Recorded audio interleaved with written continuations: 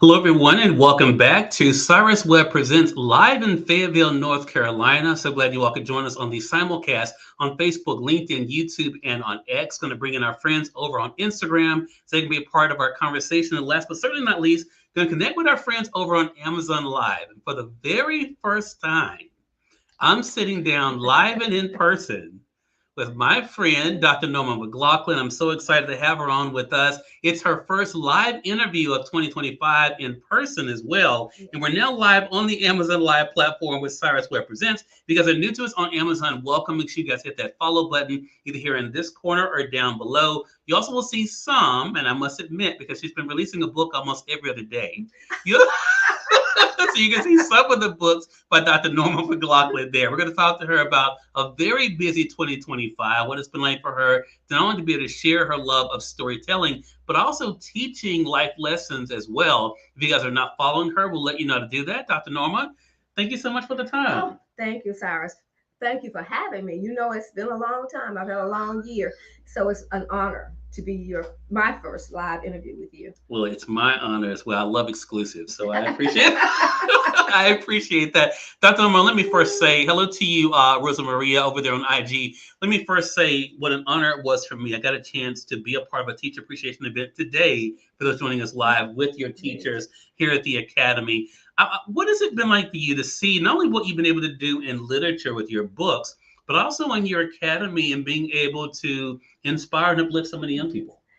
It is, first of all, I suppose I shouldn't say dream, but a fulfillment of the Holy Spirit speaking, telling me to do something on behalf of my son. Well, you know that story. Mm-hmm. But to see, to develop and have so many students come back and talk about their experience here and where it has taken them. All of them have not been positive, as you can say, but most of them and the majority of them, even if they did not have success initially, have come back and come back to what they were taught here. And it's not so much the educational part that they were taught here, but the socialization, the spirituality and love that they receive here on an individual basis, as opposed to in other where they're in larger atmosphere and they don't get that.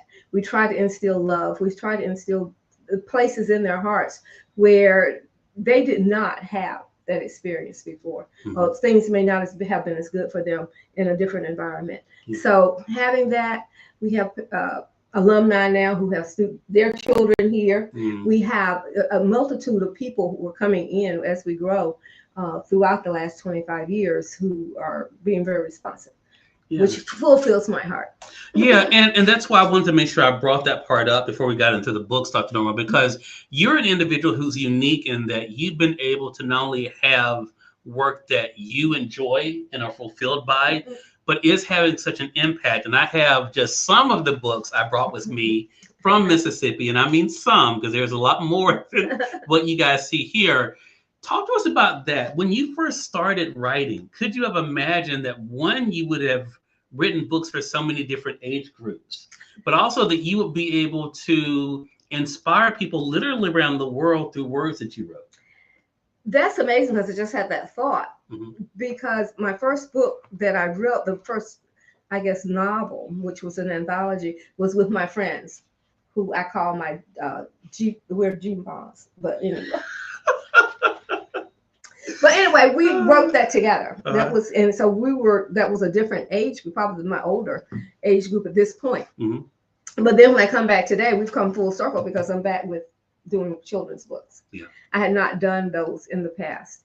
But this one, I think I had my come to Jesus moment with being an African-American after traveling to Africa and having my eyes.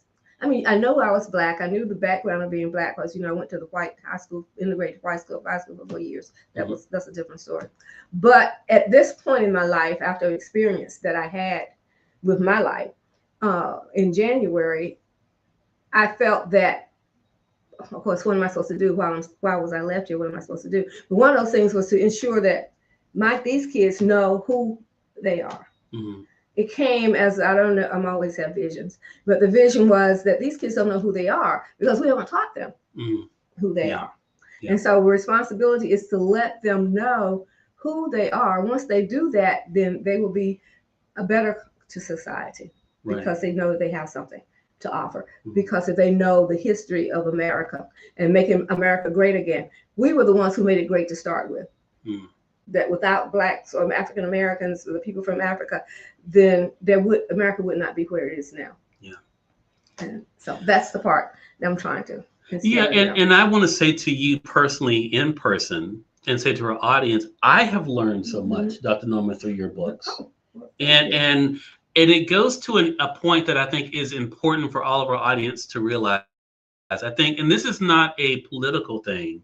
This is actually a history thing, because there's so much, as you mentioned. I have talked to young people and asked them, did they know who Booker T. Washington was? And they didn't know who Booker T. Washington was, or Frederick Douglass. And I have the book here I brought with me from Mississippi. I'm going to highlight it for you guys on Amazon, who don't know. And that puts us, to me, in a dangerous place, because, one of the things that our mutual friend Tina Seaman says all the time is, if you don't know history, you're doomed to repeat it. That's right. And so what role do you hope just that component, just teaching basic history, has through these books? What do you hope it does for young and old readers? Well, right now, I'm writing another series of books. You don't say. It probably goes along with We Will Not Lose One Child to the World series, or We Will Not Lose One Child series, because I did spend a week in Edisto Beach outside of Charleston, a whole week doing research. It turned out to be something totally different than what I was researching, of course. But there I learned so much. Yeah. Starting with the slaves, as they brought them from the different areas in slavery, of their homes, because of the skills that they had. We were brought here because we were so smart, we were so intelligent, and we were needed in order to make the people here, the colonists, to grow. Without us, they would not have survived. And then this where the indigo, they grew the indigo and they grew cotton. But the indigo was what they used to, our jeans are made from. So we're wearing our history. Yeah. Because indigo blue is the blue jeans. And I'm going, I don't like blue jeans. I guess I'm about to get some and wear some just because, that's a part of my history. Right. And those types of things, and the cotton. And we did a tour, and all of that was shown to us. Of course, we went I've done many tours in Charleston before, but this was a Gula tour. So the guy who did it did the other side of what we'd been seeing before. And so I learned all the different aspects of slavery. My heart hurt the whole time I was there.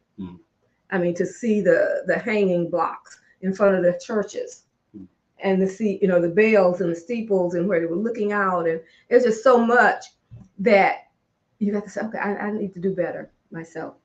I need to really do better. And let people know, let the children know that this is what you did. Yeah.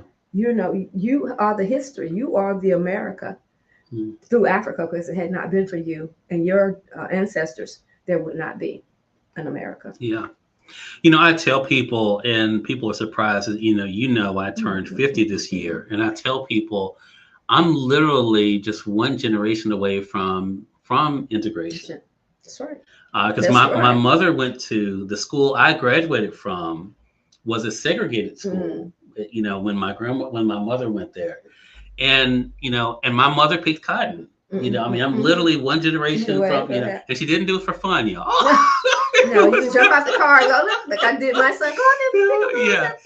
So it does make all history so important. But I want to just say, for those who are watching us on Amazon, I'm going to highlight for you guys. I mentioned the Frederick Douglass book. I'm going to highlight for you guys. There's also the Harriet Tubman book. I brought mine here that Dr. Norman's going to sign for me before I leave Fayetteville. Yes. I have one of my favorites, Martin's Heart, which you all have seen in the magazine. I have it here with me. And this is an individual I've been surprised, Dr. Norma, the Nelson Mandela one. I'm going to highlight it for our audience over on Amazon. Are you surprised that there are people who, especially young people today, who don't know who Nelson Mandela is? No, I won't be surprised. And that is, I think that's why I say this book is, and I'm even talking about people who are not, teenagers, people who are older who don't know. So you mentioned this book, We Will Not Lose One Child to the World, which is just one of the books. Is also the caregiving book I have as well. Talk to us about this particular series and what you hope it does. This particular series is for the young adults, a YA book. That again, we'll learn the history. There's a lot of this that changed my whole focus on this book was after going to Charleston and Edisto Beach. So a lot of it is built now around that. So the storyline is always gone by Zoe, who is the person here, but there are stories about what is happening to teens or YAs today. Yeah. So, but it's built around. So the storylines is how I feel now, as opposed to how the slaves felt when they came in. The storylines parallel each other in that way. And there will be 12 books in this series. Hopefully, by the time I get to you, and I'll have at least 6 of them completed. Okay. And there are 12 books in here in this series, so there are more of those to come. But they're finished. I just got them done. Yeah. But that whole thing is to let teens know that there is hope. There's one book that talks mainly about being lost, and not only lost, a loss to the big lie. Or the big lie is telling you that you are not, you shouldn't be here. You have no means of being here. And we've seen some of these on television before, but this has a storyline that's set in Charleston, but it's also the spiritual storyline that goes along with that. That God didn't put you here for no reason. Yeah. He put us all here for a reason. And also storyline goes along with how the church can help the youth within that, to help conquer that. Yeah. Because we know that most of the teens are carrying big holes in their hearts or in their lives simply because they don't know how to feel them. Yeah. And if we're not there as adults doing what we need to do, then they're missing the mark. And I'm going, God gave us children, but he gave you adults to train the children. And so we can't blame it on them because we're missing the mark. Yeah. And it shows we all have something to do. So I want to encourage you all. Tall Production, hello to you over there on Instagram. Bill Master Ben Lynn, hello to you. Waiting to catch up with you all as well. They're joining us in Atlanta. For those of you who are tuning in, you're watching Cyrus Webb Presents. We're live from Fayetteville, North Carolina. I'm in town. I did a great teacher appreciation event here at Dr. Norma's Academy today. So if you missed that, you can find it on my social media, but also, of course, here on Amazon. Make sure you guys do get your books here. You can get them here on Amazon, either the print editions like I have, the Kindle editions are available for a lot of them as well. And this one is free. Oh, this one's free? This is a free book to anyone. Go on my website and you can see where you can download it for free. All right. I mean, you can buy it on Kindle and all those as well. But for those people who cannot, it is available. All of the 12 books will be free. Awesome. Chris Urban is joining us over on Facebook. Chris says this new generation is just so kneecapped to consume knowledge in short highlights. They know the who and the what, but not the why and the how. Yeah. And Chris, but Dr. Norma, I love what you mentioned, and that is that we all have work to do. This is not just about blaming young people for not knowing, because as I mentioned, I've learned a lot that I didn't know just by reading these books. And so it's great for adults too. So make sure you guys do check those out. Dr. Norma, let them know how to stay connected with you and how to keep up with all the projects going on. Oh, wow. That's a good question. I've only started on how many projects in the last few months, but you can get me at Dr. Norma or drnorma.com or First Lady Norma at gmail.com. It's usually my best one, or chosenpen.com is the website, or this one's supposed to go live, but I won't tell them to make sure it's going live. Okay. So make sure you guys do check out Dr. Norma. It's such an honor to be here in person with you in your stomping grounds and your academy. Thank you again. Looking forward to the next chat together. Thank you. We have a lot of work to do. A lot of work. And I would have to say that. Please remember, it's not the God didn't. He gave the child, but he gave the adult to teach the child.